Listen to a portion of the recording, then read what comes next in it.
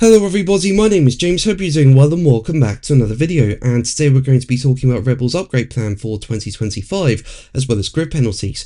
If you enjoyed the video, make sure to leave a like and subscribe for more Formula 1 content. Also make sure to follow me and exit James's pit lane. I'll leave a link in the description, but let's jump straight into the video.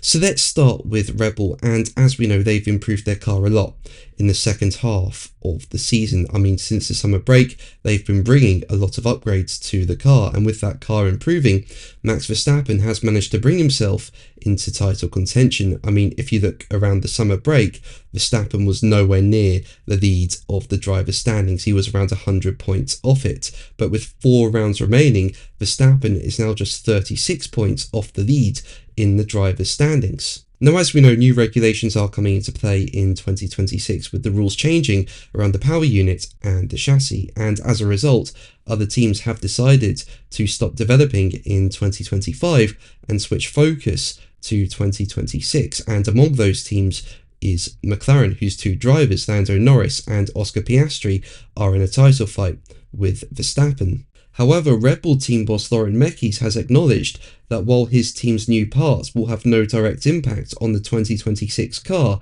he detailed the processes of the late season development will help it in the long term, with Mekies saying, as quoted by Racing News 365, "We are doing it this way because we think for us, let alone the other guys, we think for us it's a net gain.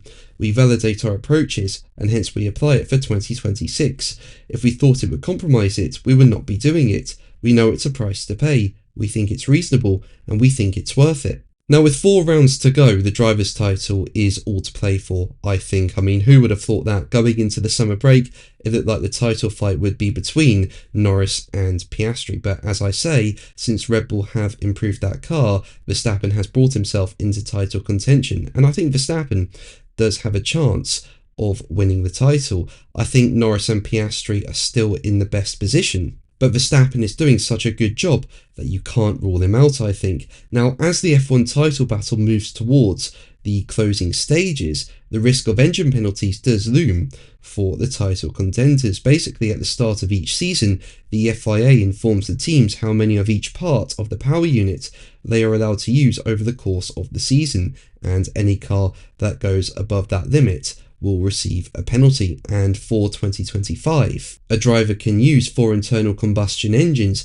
4 motor generator unit heats, 4 motor generator unit kinetics, 4 turbochargers, 2 energy stores, 2 control electronics, and 8 exhausts, and those elements are pulled and can be drawn upon by a team as and when they need it. But should a failure occur, teams may have to exceed the allocation for their drivers, and that will result in a penalty. On the first instance, it's a 10-place grid penalty, with every further breach being 5 places dropped. Now, if you look at this table, it shows where each driver is with their elements, and as you can see, Lewis Hamilton, Yuki Tsunoda, Fernando Alonso, Pierre Gasly, Franco Colapinto, Oliver Bearman, Isaac Hadjar, and Liam Lawson have all served penalties. But you can also see from Oscar Piastri, Lando Norris, and Max Verstappen's statistics that the 3 title contenders could be in trouble.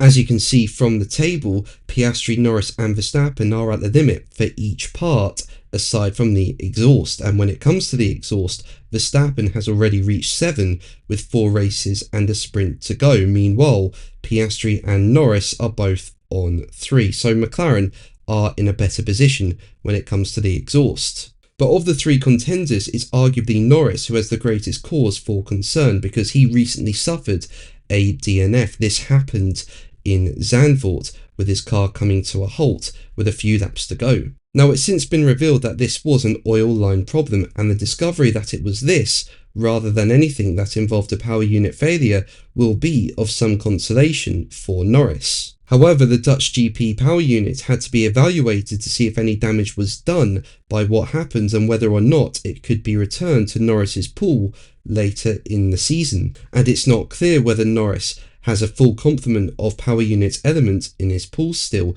which theoretically places him at greater risk of a potential penalty. So that's where things stand at the moment. I think both McLaren drivers and Verstappen can get to the end of the season without taking a penalty, but you never know. what can happen. What do you think? Let me know in the comments below. But that's going to be the video from me today. Thank you ever so much for watching. Make sure to like and subscribe for more videos, and until the next one, take care. Bye.